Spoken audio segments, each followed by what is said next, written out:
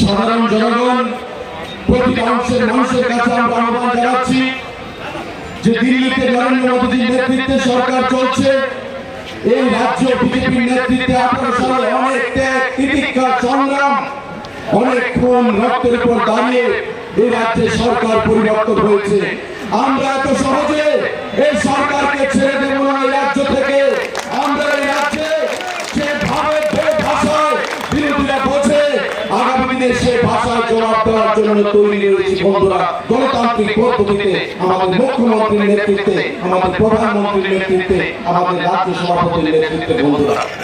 আজকে সামনে দুর্গা উৎসব, আগরতলা শহরে কেনাকাটার জন্য মানুষের ভিড়। তারপর আমরা বাধ্য হয়েছি এই কমিউনিস্ট এবং কংগ্রেসের যে ন্যাক্কারজনক রাজনীতি তার বিরুদ্ধে রাজপথে নামার জন্য সদর জেলা বিজেপিকে তাই আমি ধন্যবাদ জানাচ্ছি আমাদের হৃদয়ের অন্তঃস্থল থেকে আজকের এই বিক্ষোভে চলে অংশগ্রহণ করার জন্য স্বতঃস্ফূর্ততার সঙ্গে তাকে স্বাবলম্বী করার জন্য বন্ধুগণ। আগামী দিনে আমাদের প্রতিটা ভারতীয় জনতা পার্টির যারা কার্যকর্তা রয়েছে তাদের কাছে আমাদের আহ্বান থাকবে, অনেক ষড়যন্ত্র হবে, ষড়যন্ত্র চলছে এই সরকারকে টেনে নামানোর জন্য। যারা এক সময় ব্যক্তি রাজনীতি করেছে, একের বিরুদ্ধে লড়াই করেছে, অপরের বিরুদ্ধে কংগ্রেস এবং কমিউনিস্ট পার্টি অনেক খুন আমরা দেখেছি, অনেক সন্ত্রাস আমরা দেখেছি। এই রাজ্যে কমিউনিস্ট পার্টিকে আর সরকারের আমরা চাই না। মানুষ কমিউনিস্ট পার্টিকে বাঁকা পথে সরকারে প্রতিষ্ঠিত করতে চায় না।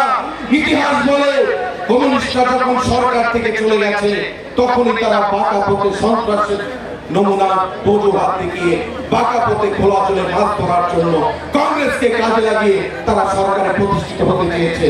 পশ্চিমবঙ্গ তার প্রমাণ। ত্রিপুরা রাজ্য বিগত নির্বাচনে নির্লজ্জের মতো কংগ্রেস এবং কমিউনিস্ট আঘাত সংঘটিত করে সেখানে ভারতীয় জনতা পার্টি সরকারকে টেনে নামাতে সচেষ্ট হয়েছিল বন্ধুরা। মানুষ জবাব দিয়েছে। দ্বিতীয়বার ভারতীয় জনতা পার্টির নেতৃত্বে সরকার করতে হয়েছে। তীব্রমতা আমাদের বিরুদ্ধে ছিল। আজকে তীব্রমতা পার্টির সুপ্রিমো তারা বুঝতে পেরেছেন, নেতৃত্বরা বুঝতে পেরেছেন যদি উন্নয়নের পথে হাঁটতে হয় তবে ভারতীয় জনতা পার্টি ছাড়া কোনো বিকল্প পথ নেই। বিজেপিকে সঙ্গে নিয়ে আমাদের সেখানে চলতে হবে আগামী দিনগুলোতে। আজকে তাই ভারতীয় জনতা পার্টি এবং তীব্রমতা পার্টি একসঙ্গে বিধানসভার ভেতর, বিধানসভার বাইরে এবং সারা রাজ্যে জোট শরীর হিসাবে আমাদের সঙ্গে সামিল হয়ে আজকে মন্ত্রিসভায় রয়েছে, সরকারে সামিল হয়েছে এবং আগামী দিনে আমাদের লক্ষ্য আগামী 25 বছর আমাদের ভারতীয় জনতা পার্টি এবং তীব্রমতা দল ত্রিপুরা রাজ্যের সরকারে আমরা থাকবো। এই রাজ্যে সুশাসন করার জন্য কোনোভাবেই ষড়যন্ত্র করে কংগ্রেস এবং কমিউনিস্ট পার্টি এই রাজ্যে ভারতীয় জনতা পার্টির সরকারকে কোনো ক্ষতি করতে পারবে না। কারণ আমরা বিশ্বাস করি প্রতিটি কার্যকর্তা হচ্ছে আমাদের স্তম্ভ। প্রতিটি কার্যকর্তা হচ্ছে যারা লড়াই করেছে 18 সালের প্রাক্কালে। 18 সালে অনেক ত্যাগ তিতিক্ষা সংগ্রামের মধ্য দিয়ে এই সরকার প্রতিষ্ঠিত হয়েছে।